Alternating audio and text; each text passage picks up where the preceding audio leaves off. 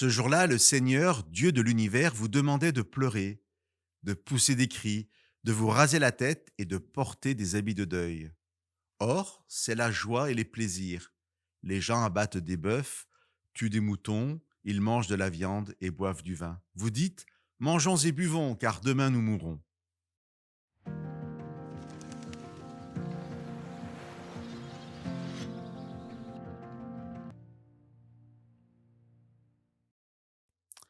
Nous sommes au temps du prophète Ésaïe à la fin du 8e siècle avant Jésus-Christ.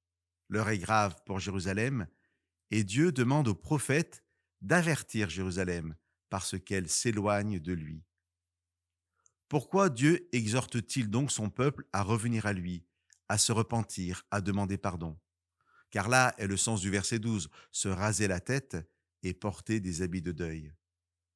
Est-ce juste une question de principe, d'obéissance, de discipline? Dieu exige et l'homme n'a qu'à obéir? Est-ce là l'objectif principal de Dieu? Être craint parce qu'il est Dieu, être obéi parce qu'il le demande?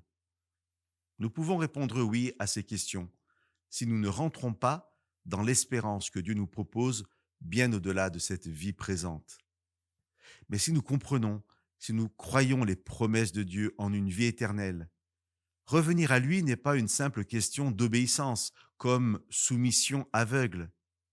C'est une obéissance comme confiance dans les plans de Dieu, confiance dans ce berger qui veut conduire son troupeau dans un pays où le mal n'existe plus.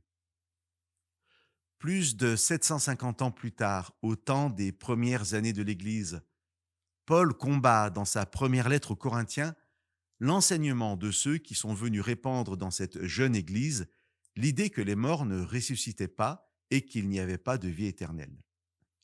Je vous lis quelques versets du chapitre 15 de la première lettre de Paul aux Corinthiens. Si nous avons mis notre espérance dans le Christ pour cette vie seulement, nous sommes les plus malheureux de tous. Mais en réalité, le Christ s'est réveillé du milieu des morts. Parmi les morts, le Christ s'est réveillé le premier. Il est les prémices de ceux qui se sont endormis. Si les morts ne se réveillent pas, mangeons et buvons, car demain nous mourrons. Attention, les mauvaises compagnies pourrissent les bonnes mœurs.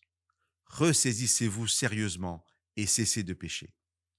Chers amis, si nous ne vivons que pour cette vie, alors peut-être vaut-il mieux s'anesthésier. Mangeons et buvons et ne pensons plus à rien. Mais si nous croyons à la vie éternelle, revenons à Dieu et vivons-la dès maintenant, dans la paix et la joie de la présence de Dieu dans nos vies. Que ce soit une bénédiction pour chacun de nous.